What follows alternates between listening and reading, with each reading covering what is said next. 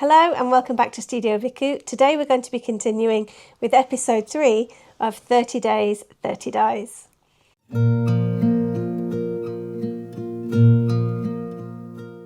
In episode 2 we got up to day 22, and in this episode we're going to be doing the final 8 dye jars. We'll also be preparing the silks and the Sashiko thread to go into the jars.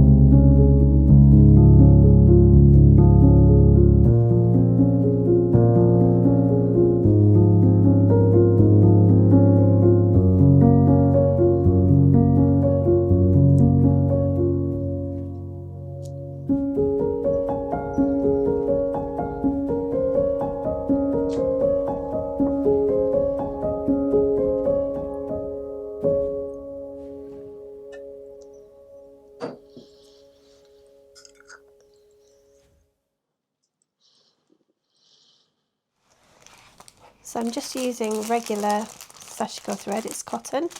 I'll need a pack, I've got actually 2 packs.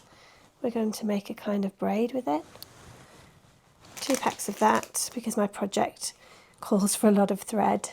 Some little thread ends. I don't throw any of my thread ends away because I'm always using them for little projects.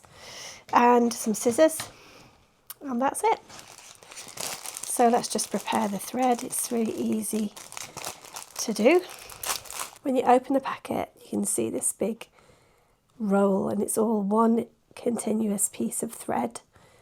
So we're looking for, can you see there's a knot?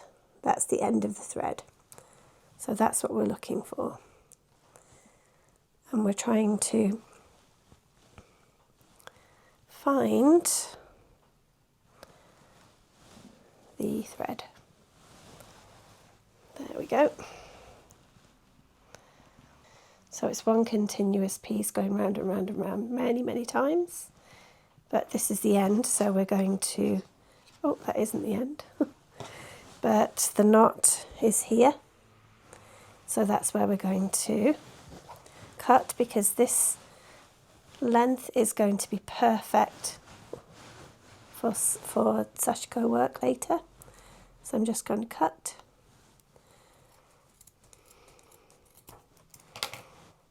There'll be a little bit left of the knot, I don't need that. Can go. And then I'm just going to use this label. I'm going to thread it through. Now, if you're doing Sashiko thread for regular use, just without dyeing it, you would leave this on. I'm just using it as a way to hold my thread separately today. You'll see why in a minute. Bit of tape. And then I'm going to braid very loosely. I'm taking about 2/3 of this bundle and leaving it over that side. So I've got 1/3, and then 2/3 of this bundle on the right hand side, and then 1/3 in the middle. And just a very loose braid, because I want to be able to penetrate. I want the dye to be able to penetrate, so very loose. So it doesn't knot, but also so that it doesn't make a colour stop. Okay, and the end, I'm just going to use this little piece of string, not string, thread, from an offcut thread end, and then I'm just going to do a double knot.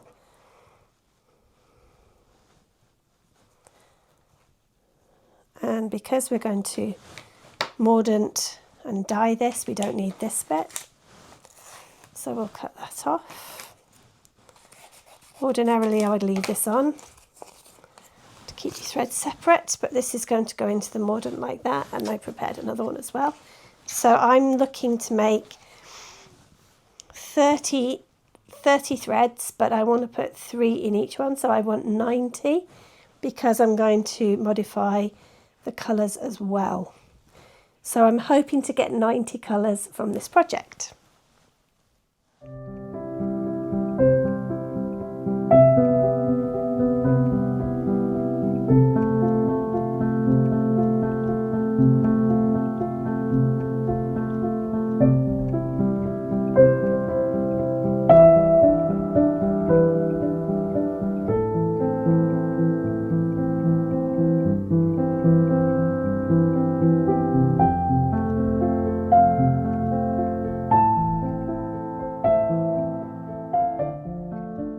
Thanks so much for watching today. In the next episode, we're going to be mordanting the fibres and then adding them one by one to the dyes. Then we're just going to leave them alone and let nature do its magic. Don't forget to like and subscribe, and I'll see you in the next one. Bye.